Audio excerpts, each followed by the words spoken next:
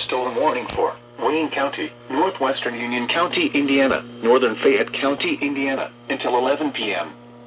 At 9:55 p.m., a severe thunderstorm was located near New Castle, moving northeast at 70 miles an hour. This is a destructive storm for Wayne, northern Fayette, and northern Union counties.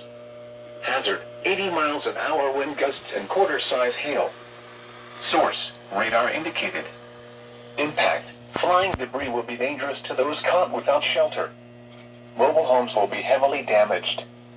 Expect considerable damage to roofs, windows, and vehicles. Extensive tree damage and power outages are likely.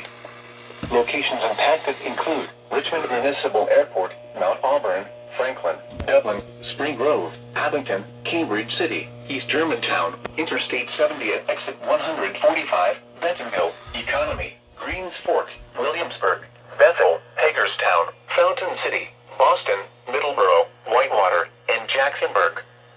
This includes I-70 in Indiana between mile markers 134 and 156.